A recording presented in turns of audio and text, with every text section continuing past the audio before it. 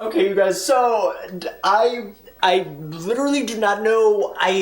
This story doesn't even really make sense. There's also no ending. Like, I'm the type of person who literally, first of all, I apologize if my like lips are bitten off of my face and my lips are raw because I bit all the skin off of them. But normally when I get nervous or put in weird situations, I like literally eat my face. Like, I don't know why I do it. But anyway, you guys, but normally I like my stories to be like middle or beginning, middle, and end, and they're like wrapped up in this perfect little pretty bow that everyone's like, oh, that was a good story, like time for bed, like bedtime stories and shit like that. But this story is not one of them. It like ends in a question mark. Like, is there a resolution? Is there a conclusion? I don't really know what it is, but it's like, do you know when horror movies like have the question mark at the end and it like turns to blood and drips down the screen? Like, that is this story. And this story just happened like 5 minutes ago. I literally just got home from it happening, and normally I never film videos the day that shit happens, but today got to me, okay?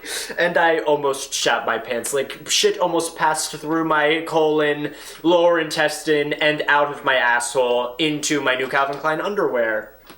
That scared the shit out of me. Somebody started walking upstairs. I don't know why I'm like a scaredy pants today, but anyway, you guys watch this video and let me know your thoughts, because I don't know. I don't know what to think of this, so comment below. Let's just get right into the story, I guess. Okay, so let me just set the stage for this so you guys get a better idea of just what was going on. I just released today, like a few hours ago, I just released by reacting or responding to like hate comments, and normally on days when I release videos, like I don't do jack shit. Like, I will sit there and like eat and be on social media and respond to comments and shit like that, and like jack off to fucking sweaty jocks licking each other and shit like that on Pornhub. But like, what I'm saying is I don't do anything. Like, I kind of take the day off. But today my friend worked really late. Like, she had a really late shift. Afterwards she was like, let's get food.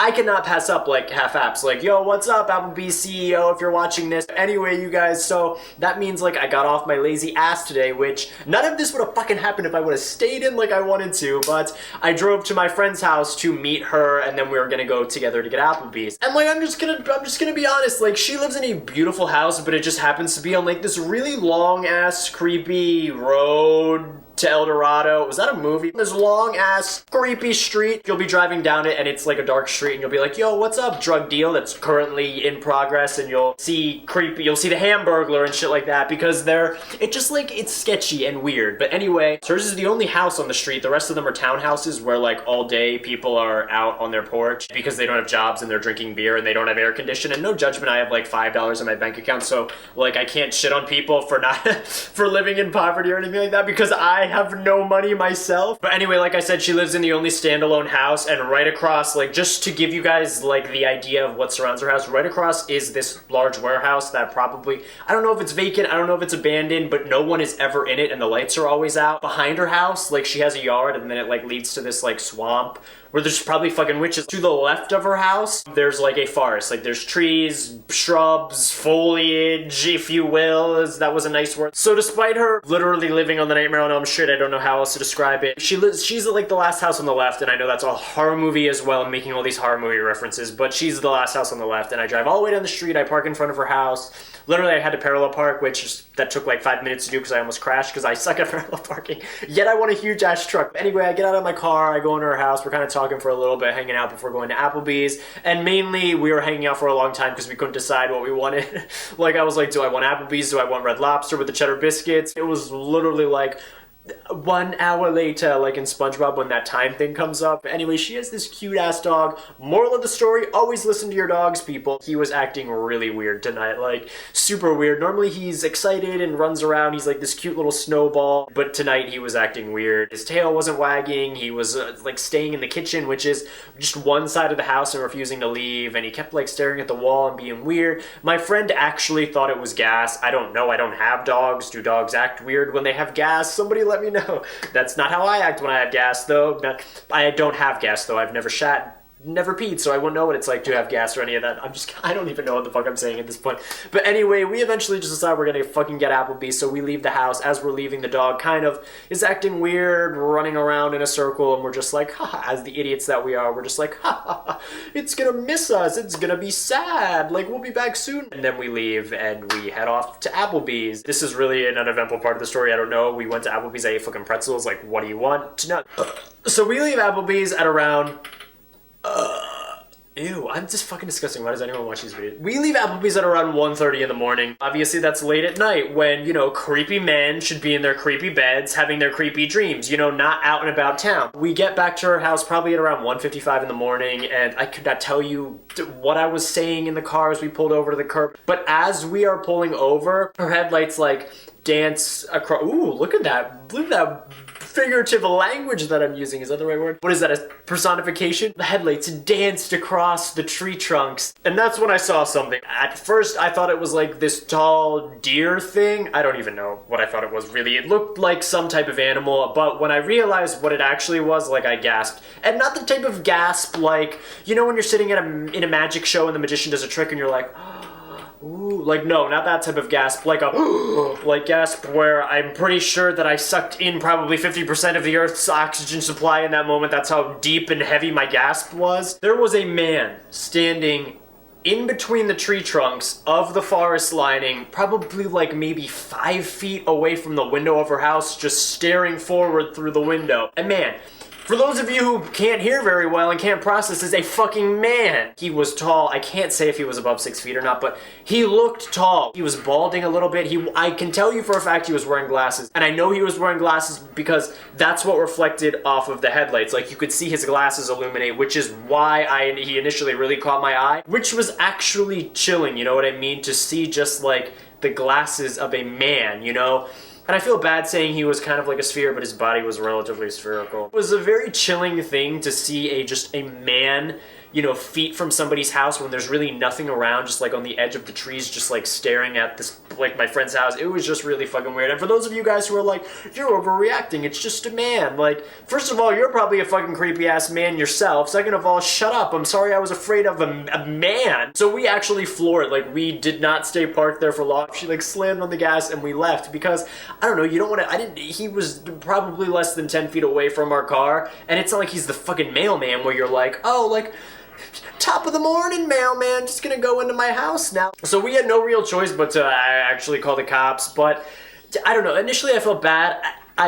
I didn't know, like, the poor guy, like, I don't know what he was doing. Maybe he was, like, smoking some herbs over here or some shit like that where we were gonna just completely rain on his parade. But then I was thinking to myself, I was like, okay, if you're smoking weed, why are you doing it in a stranger's yard? And why are you looking through their windows and, like, staring straight ahead and just being fucking weird? So, I don't know. We called the cops and we explained to the cops, like, yo, there's some, like, Jared Subway, fresh-looking dude hiding in the woods, like, directly across from my friend's house, like, staring directly into the window. It's creepy as fuck. So he tells us to just obviously not stop and to keep driving and loop around and then park on the street of her house, but just like further down. So that's what we do, and as we're parked there, we see a cop car like zoom by. Do you know how like cop cars have those like, on like the side mirrors, maybe it's like a flashlight that like looks all over the place? I think they shine it in people's eyes to see if they're high or drunk or some shit. He flashes like his flashlight into the woods for legit like a negative 3 seconds and then just drives away.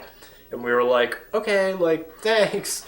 Bye, thanks for your help. He calls us back and he's like, is the man still there? I think he's gone. And first of all, like, you looked for 1 second. Also, like, how the fuck are we supposed to know? Like, we're not hiding in the woods beside of him, you know what I mean? Like, go do something. Go catch him. Go find him. Like, are you a police officer or are you Humpty Dumpty? Like, what's going on here? So obviously we knew we were gonna have to, like, go look for him ourselves. Like, obviously we weren't gonna be like Scooby-Doo over here and, like, go running through the woods ourselves, but we pull up in front of her house. She shines her high beams into the woods. And okay, you guys, those fucking glasses, I'm gonna see them until, like, literally they're gonna be one of the scenes that flash before my eyes before I die because they're ingrained in my fucking memory. But she turned on her high beams and they reflected off this guy's glasses.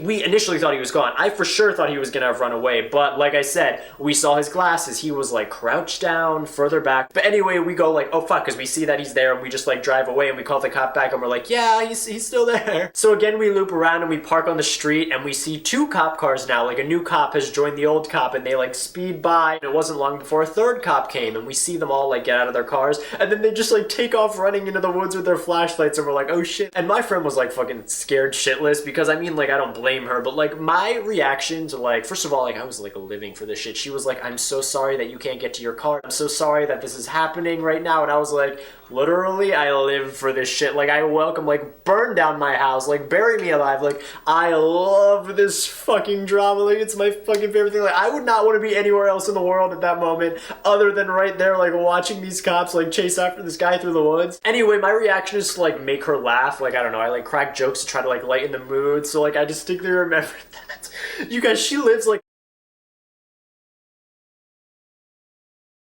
I don't know, I thought it was funny, like, I'm still laughing about it now, hours after I made the joke. Apparently she didn't think it was funny, maybe it wasn't the right time to be cracking jokes, I don't know. So we're sitting there in the car for a good 15 minutes before we finally see the cops emerge from the woods with their flashlights, and they had a guy in handcuffs. So props to you cops for getting the guy, the Subway Eat Fresh Jared pervert guy. Eventually all the cops drive away with this guy in their cop cars. Me and my friend are just sitting there in her car like, okay, like bye. Like we didn't know what they were doing. Were they going to get somebody else in the woods, like a second person? Like we didn't know what was going on. We were just kind of like sitting in silence, like waiting to hear a call back from the cop with the cop explaining what happened, because we felt weird calling him, because what if they were trying to like creep up on some guy hiding in the woods and the phone goes off and it's us being like, what's going on, officer? Like, LOL. I shit you not, we were waiting there for a good like 35, 45 minutes, nothing from the cops, and we were just like, okay, like maybe we should just go back. So anyway, I had to pee like a motherfucker, and her mom had come home anyway and was waiting behind us, so she just dropped me off at my car, and it was so late anyway that I just got in my car and drove home here.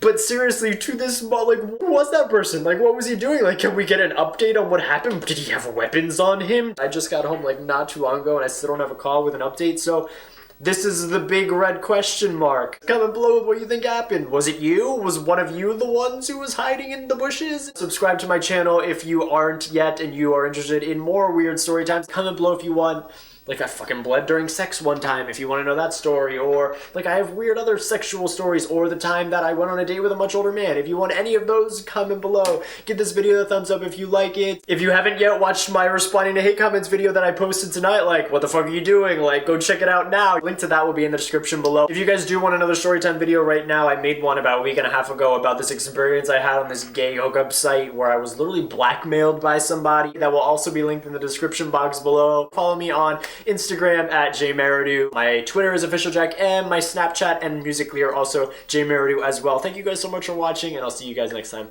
Bye, guys.